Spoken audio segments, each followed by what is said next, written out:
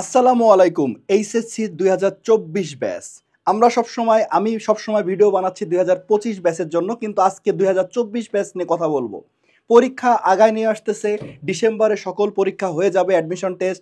আমরা সবাই ২০২৫ ব্যাচকে নিয়ে মাতামাতি করতেছি, কিন্তু ২০২৪ ব্যাচে কিছু অভাগা স্টুডেন্ট যারা কোথাও চান্স পায়নি, তাদের কথা কিন্তু আমরা কেউ বলতেছি না, তাদের কথা আমরা মনেও রাখতেছি না। তাদের উদ্দেশ্য করে আজকে আমরা কিছু কথা বলবো। দেখো, তোমরা সেকেন্ড টাইম যারা পরীক্ষা দিচ্ছ, কোথাও প্রাইভেটে ভর্তি হওনি বা ন্যাশনালে ভর্তি হওনি বা কোথাও ভর্তি হওনি, তোমরা টার্গেট করে বসে আসো এই বছর অ্যাডমিশন দিয়ে কোনো একটা পাবলিক সিট তোমরা দখল করবা। তোমাদের এখন উদ্দেশ্য বা তোমাদের স্বপ্ন হচ্ছে এই কয়টা জিনিস। সবাই ফার্স্ট যেটা চয়েস করে জাহাঙ্গীরনগর ইউনিভার্সিটি, গুচ্ছ, কৃষিগুচ্ছ, চিটাগাং ইউনিভার্সিটি এবং লাস্টে বিউপি। এখন সবারই কিন্তু একটা ফার্স্ট টার্গেট থাকে জাহাঙ্গীরনগর ইউনিভার্সিটিতে আমি সেকেন্ড টাইমার হিসেবে চান্স পাবো। এখন আমি যেটা বলতে চাচ্ছি যে সেকেন্ড টাইমারদের ফার্স্ট চয়েস বিউপি রাখা উচিত। যাদের জিপিএ ভালো, তোমরা যদি ফার্স্ট চয়েস বিউপি রাখো তাহলে তোমাদের চান্স পাওয়া ইজি হবে। যথেষ্ট কারণ আছে, কারণগুলো ব্যাখ্যা সহকারে আমি বলে দিচ্ছি। দেখো, এইগুলোর মধ্যে আজকে আমরা জাহাঙ্গীরনগরের যেটা সার্কুলার দেখলাম যে এটা পরীক্ষা হবে কোথায়, ডিসেম্বর মাসে এটা পরীক্ষা হবে। বিউপি পরীক্ষা হবে তারও আগে, সবার আগে কিন্তু বিউপির পরীক্ষা হবে। তাহলে নভেম্বরের শেষ সপ্তাহ বা ডিসেম্বরে আমাদের বিউপির পরীক্ষা। এখন গুচ্ছ অলরেডি বলেই দিচ্ছে যে নির্বাচনের পরে পরীক্ষা হবে, তার মানে কবে পরীক্ষা হবে কিছু বলা যাচ্ছে না। এটা হতে পারে মার্চ এপ্রিলে যে পরীক্ষা হতে পারে। কৃষিগুচ্ছও তাই পরে পরীক্ষা হবে, চিটাগাং ইউনিভার্সিটিও আমাদের পরে পরীক্ষা হবে। তাহলে এখন ফার্স্টেই পরীক্ষা হচ্ছে বিউপি আর জেইউ নিয়ে।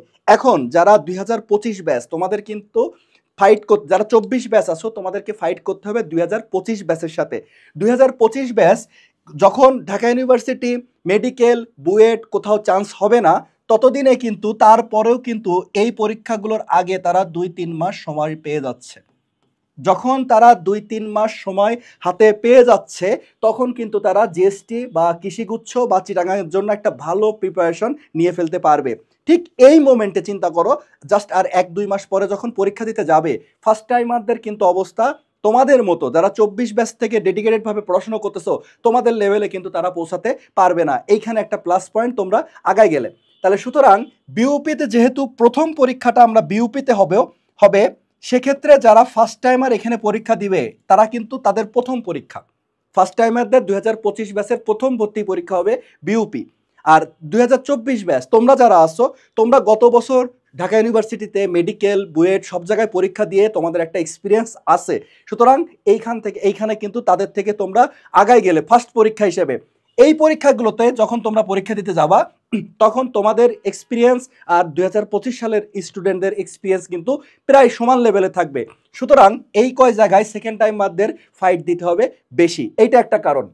এখন তাহলে বলতে পারো যে জাহাঙ্গীরনগর কি দোষ করলো, জাহাঙ্গীরনগরও আমরা ফাইট দেব। এখন দেখো, জাহাঙ্গীরনগর ইউনিভার্সিটির প্রশ্নের প্যাটার্ন খুব ফিক্সড না।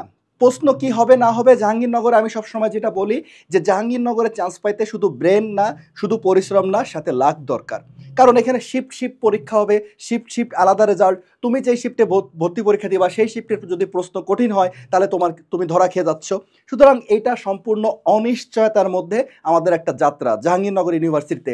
এইখানে জাহাঙ্গীরনগর ইউনিভার্সিটি সায়েন্স আলাদের জন্য আমরা নর্মালি পরীক্ষা দিই কোথায়, এ ইউনিট আর ডি ইউনিট, এ আর ডি। এখন দেখো, ডির কথাটা বলি। ডির প্রশ্নের প্যাটার্ন প্রায় মেডিকেলের সাথে মিলে যায়, শুধুমাত্র বায়োলজি আর কেমিস্ট্রি। সুতরাং বর্তমানে ২০২৫ ব্যাচ যারা মেডিকেলের কোচিং করতেছে, তারা কিন্তু এখানে একটু আগায় থাকবে। এ ইউনিটের ক্ষেত্রেও ঠিক, এখানে ২০২৫ ব্যাচ আগায় না থাকলেও এটা যেহেতু লাকের ব্যাপার, সুতরাং আমাদের এ আর ডি জাহাঙ্গীরনগর ইউনিভার্সিটিতে আমি চান্স পাবো কি পাবো না সেকেন্ড টাইমার হিসেবে, এইটা আমরা বলতে পারছি না। বিউপির প্রশ্নের প্যাটার্ন একদম ফিক্সড। তুমি যদি বিগত বছরের কোশ্চেন দেখো, তাহলে দেখবা যে এইখানের যে প্রশ্নগুলো আসে, প্রতি বছর একই টাইপের প্রশ্ন আসে।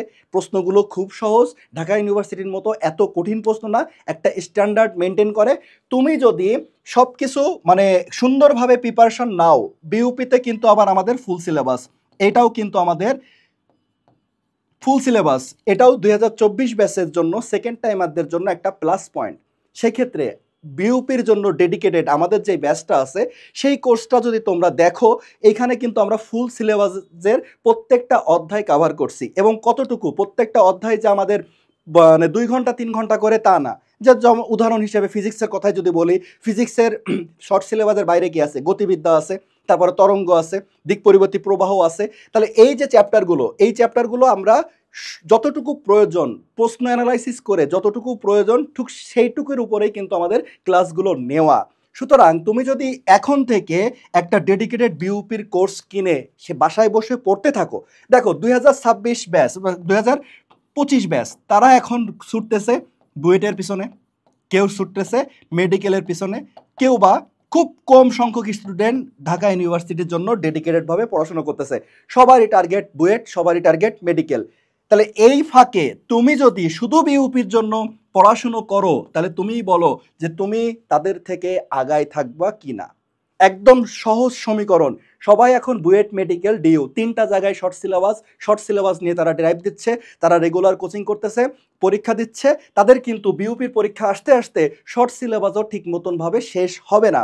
তাহলে তুমি চুপি চুপি যদি বিউপির কোর্সটা করে বিউপির জন্য 100% প্রিপারেশন নাও, তাহলে তুমি দেখো এই 5টার মধ্যে তোমার চান্স পাওয়ার সহজ হবে কোনটা? সহজ হবে অবশ্যই বিউপি। সুতরাং দেরি না করে আজকের থেকেই তুমি চেষ্টা করো যে তুমি ডেডিকেটেডভাবে একদম হার্ট অ্যান্ড সোল ট্রাই করো যে না, আমাকে বিউপিতে চান্স পাইতেই হবে। ইনশাল্লাহ তোমরা যদি আজকের থেকে ভালোভাবে পড়াশোনা করো, 2024 ব্যাচ যারা সেকেন্ড টাইম আর আসো, অবশ্যই অবশ্যই বিউপিতে চান্স পাওয়া। সবার জন্য দোয়া থাকলো, ভালোবাসা থাকলো, সবাই ভালো থাকবা। আল্লাহ হাফেজ।